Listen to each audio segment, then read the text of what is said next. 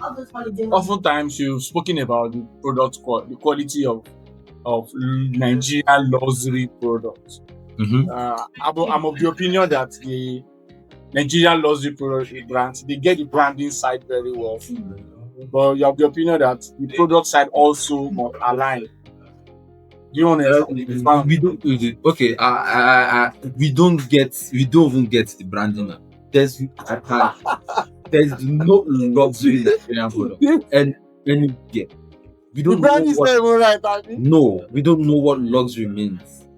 What we Mm. think luxury means in Nigeria is from a place of price, not from a place of experience.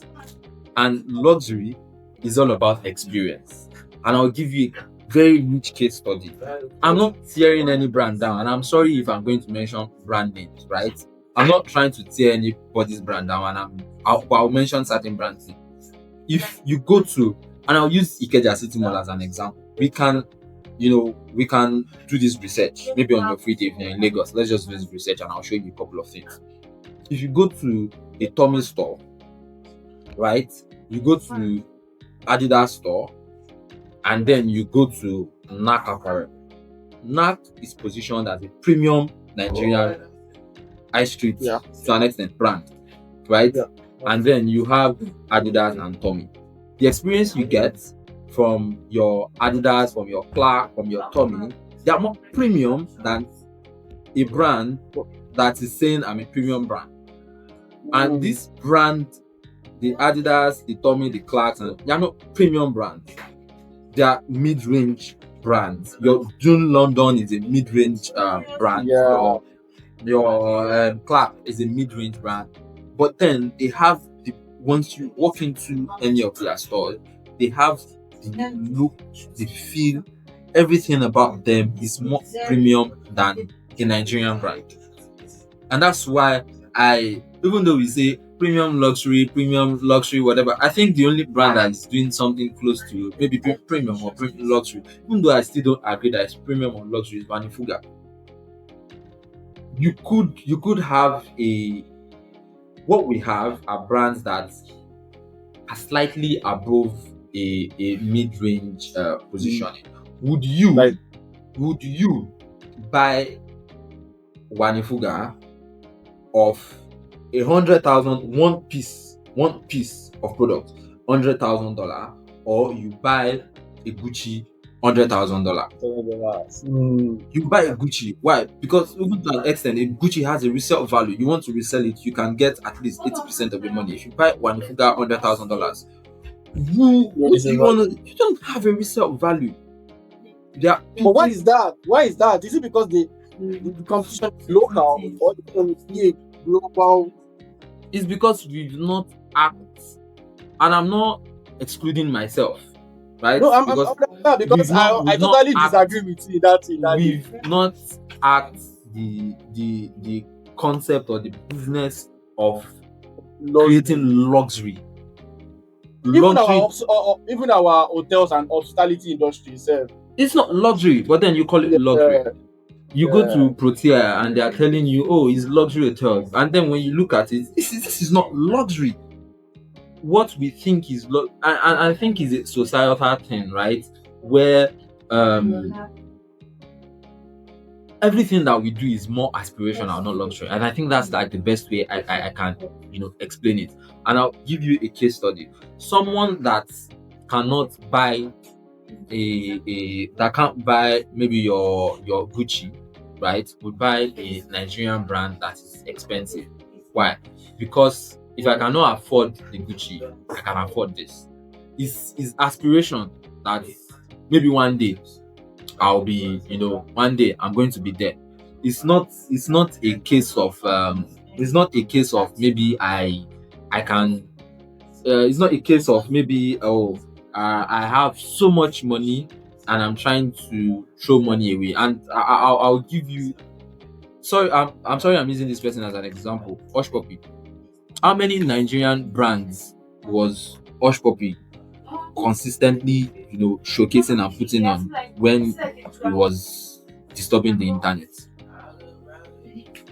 There was, because you Do you know what luxury means? Luxury is you walk into a meeting, you carry a Birkin bag, and you walk into a meeting. Is Birkin luxury? Yeah, maybe. I guess so. I'm not so sure. Yeah. And you carry a Birkin bag, right? And then you walk into a meeting, and because somebody from the board sees the bag that you carry, they know that you have so much money. They know that you have class, they know that you have taste. That's literally what luxury, that's what it means.